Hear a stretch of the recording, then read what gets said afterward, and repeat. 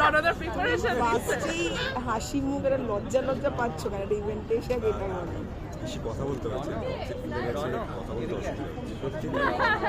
আগে বলো এই যে নতুন একটা জার্নি শুরু দেবুদার প্রোডাকশন মানে প্রডিউসার প্লাস ডিরেক্টর একজন অভিনেতা হিসাবে, এটা বোধহয় ইন্সপায়ার করে রণদা, মানে সকলেরই তো একটা ফিউচার প্ল্যানিং থাকে। দেবুদা বহু পূর্ব পরিচিত এবং খুব কাছের একজন মানুষ, খুব ভালো একজন অভিনেতা। ওর যে কোনো ইনিশিয়েটিভ হলেই সেখানে আমরা কিছু লোক থাকবো, এটা খুব মানে অবভিয়াস আর কি। আমি খুবই আশাবাদী যে দেবুদা নিজে যেহেতু একজন ক্রিয়েটিভ মানুষ, তো যে কাজই করুক সেটা খুবই ক্রিয়েটিভ কাজই হবে। এবং আমি খুবই আশাবাদী ওর যে আপকামিং কাজগুলো সম্পর্কে, যতদূর যেভাবেই করুক তা করুক, আই থিঙ্ক কিছু ভালোই হবে। এবার আসি আসলে পরের মাসে সুখবর ইতিমধ্যেই সকলে জেনে গেছে। রণদা কি বলবে? এত ব্লাশ করো না, এরকম ব্লাশ লাল হয়ে যাচ্ছে গালটা। কিছু বলার নেই, যে বললাম কি বলবো, গলা ব্যথা, কথা বলতে পারছি। আর আমি খুব একটা কথা বলার লোক, কাজের লোক।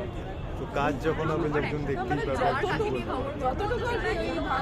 আমি নিজেকে খুব একটা গুরুত্ব দিই না, তো এটা হচ্ছে একটা ভালো দিক। আমার কাছে ঠিক আছে, সব ভালো হবে। রণদা বিয়েটা সত্যি একটা অনেক বড় সিদ্ধান্ত, দায়িত্ব। তুমি এবং শ্যামককে এই জার্নিটা শুরু করার কথা বলেছো, কি এটাই বলে, এটা নিয়ে একটু বলো যে অনেকটা বড় স্টেপ বলতে হয় আমি জানি না, কারণ আমার কাছে এটা একদমই মানে হয় না একটা, এই যে তোমরা সবাই মিলে বলছো, এটা আমার কাছে না এইটুকু ভালো লাগার জায়গা যে সবাই ভালোবেসে বলছো, আমি এই ভালোবাসাটুকুই গ্রহণ করছি। এবং যে অডিয়েন্স, আমার মনে হয় একটা অডিয়েন্সের বিপুল পরিমাণে ম্যানিফেস্টেশন রয়েছে এটার পিছনে, দে হ্যাভ অলওয়েজ ওয়ান্টেড। আর আমি চিরকালই একটা কথা বলেছি যে গন্তব্যে পৌঁছলে তারপরে গন্তব্যস্থানের কথা জানিয়ে দেবো। তো যেদিন পৌঁছাবো সেদিন না হয় কথা হবে। আমি এটা নিয়ে সব বলছি আমার, তো এটা নিয়ে আমি আলাদা করে কোনো এমফাসাইজ করে খুব একটা কি বা বলবো। দেখেছো এদিকে আসো, আরে সুখবর নিয়ে কথা হচ্ছে আমার।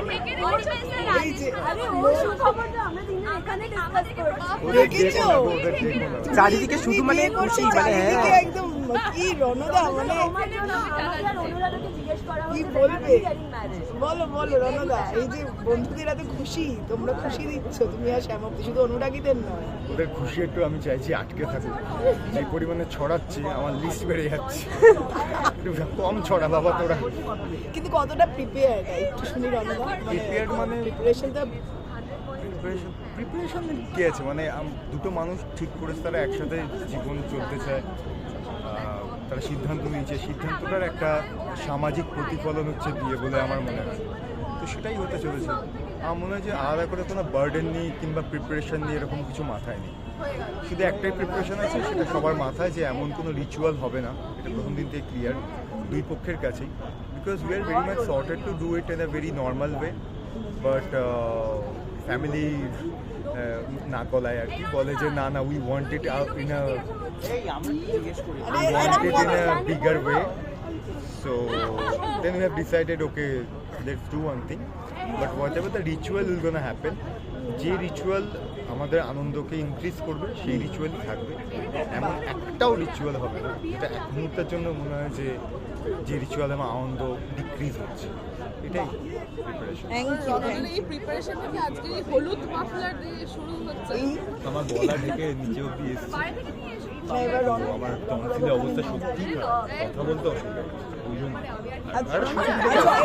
এই আড্ডাটা ইনকমপ্লিট